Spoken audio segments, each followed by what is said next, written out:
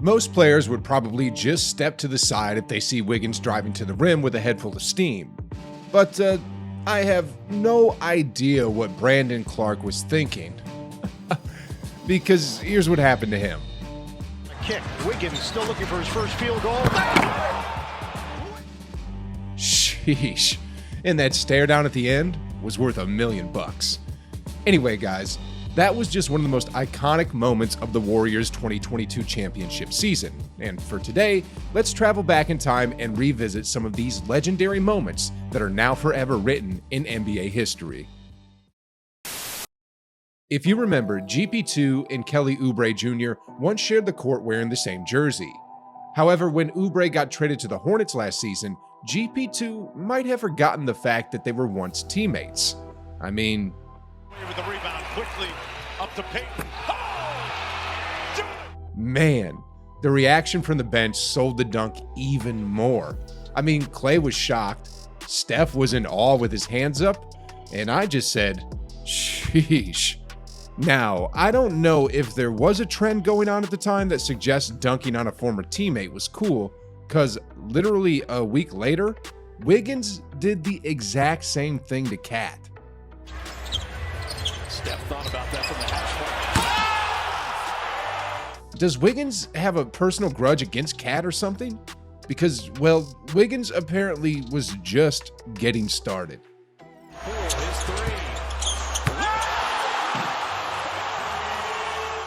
Man, Wiggins literally put Karl Anthony Towns on a poster twice in the same game. And while that iconic moment took us to the edge of our seats, the next one,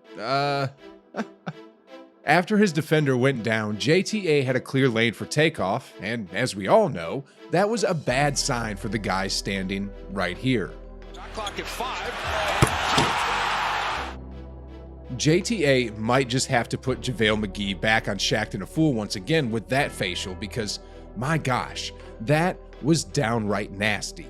That is definitely something that's going to hang on Toscano Anderson's wall for generations to come. It's just too bad he couldn't replicate that in the dunk contest. But oh well. Now, if you think that iconic moment was crazy, check out how Steph broke the hearts of the Rockets here. Curry, he checked it. Steph for the win. Yes, sir!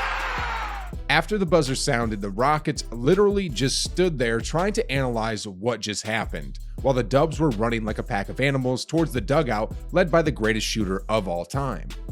In the postgame, Curry broke down his approach to the final moments of the game. With 5 seconds, you can get some space and take your time. I got to my spot, and it's about time I made one. Meanwhile, here's Steve Kerr's reaction when he was asked if that was indeed the play he called during the timeout. That was the play. Get the ball to Steph and get out of the way. I was shocked. I just talked to him. It was his first ever walk-off game winner, a fitting end to a grind-out game that we really needed. Now, one of the most anticipated moments for the Dubs last season was the return of Klay Thompson. Everyone wasn't expecting too much for his first game back after injury because, well, he was just trying to get his body back into NBA game shape. But after being out for so long, no one, and I mean nobody in the world expected Klay would do something like this. The game, Warriors with a lead. Thompson just the 2 points. This team dribbling. Oh! Explode! My, oh my. Who would have thought that Klay would even attempt a dunk after just recovering from 2 devastating leg injuries? Sheesh, guys. Anyway, while Klay was out, Jordan Poole was the one who filled in for him, and he became Kid Splash after killing it game after game with his long-range bombs, insane handles, and crafty footwork. Now, speaking of his footwork, check out this iconic moment that JP3 had against the Nuggets. Poole. The Euro. Pounded. That Euro literally put Will Barton in a blender. I mean, he had no idea where JP3 would go next, and that made circus shot at the end made the play even more spectacular. Speaking of spectacular, another iconic moment for the Dubs this season was when Steph achieved something that no player has ever achieved. Against the Knicks, Steph only needed one three-pointer to become the all-time three-point leader in NBA history. After Draymond located Wiggins down low, Wiggins acted as a decoy to set up Curry, and when he got doubled, he then passed the ball back out to the chef. Curry grabbed the pass, and without even a second of hesitation, he let it fly. Ladies and gentlemen, welcome to a moment in history. Here's Curry for the record. It's good! There it is! Stephen Curry! That was his 2,974th three-pointer right there, and with that number, Steph just eclipsed Ray Allen's record, making him the undisputed best shooter in NBA history. Right after the game, Steph talked about how big this moment was for him. It was a special moment for sure. That I appreciate and I'll remember for the rest of my life. In terms of what it means to pass Ray, him and Reggie Miller, guys I've looked up to coming into the game, definitely special. My respect for Reggie and Ray, guys who set the bar for what it meant to be a sharpshooter and have longevity as well. And for me, I've tried to own that in my journey in terms of range, volume, and efficiency. All things go into it, so I pride myself on shooting a high percentage.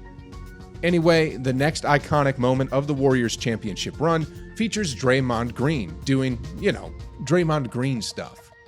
In Game 1 against the Grizzlies, Draymond was called for a flagrant foul on this play. Got it. That's going to be a flagrant. No, yep, I agree. Now, to the surprise of the entire basketball world, the officials actually upgraded the foul to a flagrant foul penalty 2, which meant that Draymond was officially thrown out of the game. Draymond was clearly dismayed by the decision, so after being ejected, he just trolled the entire crowd by doing this. Draymond Green running around the floor. Announced it yet. James Williams told him. All I can really say about that was that Draymond, was just being Draymond. And same as Draymond, there were moments where Steph Curry was just being unapologetically himself. Take this instant versus the Mavs as an example. Puts on the brakes and puts up a three. After hitting that transition three, Curry was already feeling it. So in the next possession, he went for a heat check. They trap him here. Throws it blindly and gets it back for a triple. After the crowd went wild, the chef couldn't help himself from busting a move, and this dance is going to be inscribed into Warriors history forever.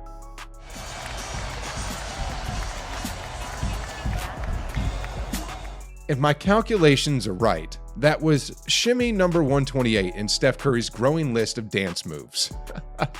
Now guys, let's get back to a more serious matter. And when I say serious, I'm talking about stuff like this. Brunson defends, snaps it outside to Wiggins. Goes by below. That vicious dunk was the 2022 Dunk of the Year, hands down. I mean, Wiggins caught Luka with a nuclear bomb. And heck, even Luka had no excuse when he was asked what it feels like to get dunked on like that. I saw the video again and I was like, oof. That was pretty incredible. I wish I had those bunnies. Anyway, guys, here's another iconic moment that I'll never forget. With just under 6 seconds left on the clock in the third, the Dubs were already crushing the Celtics by 20 in Game 2 of the Finals. Now, as if the 20-point beatdown wasn't enough, JP3 just went nuts and unleashed this ridiculous logo heave. It's a lot of time. Poole with the ball. Launches. Oh! After the shot went in, Curry approached JP, gave him a high five, and was like, hey, that was from Steph Curry range. Well, since we brought up Curry's range, Steph did have a lot of long-range highlights in the past season, but among these, there were some that were just unforgettable. For Game 6 of the Finals, Curry was locked in from the get-go, and in the third quarter, the chef looked to bury the Celtics with this three-pointer. Put a ring on it. And the previous play, moving without the rock. Draymond Green does his job.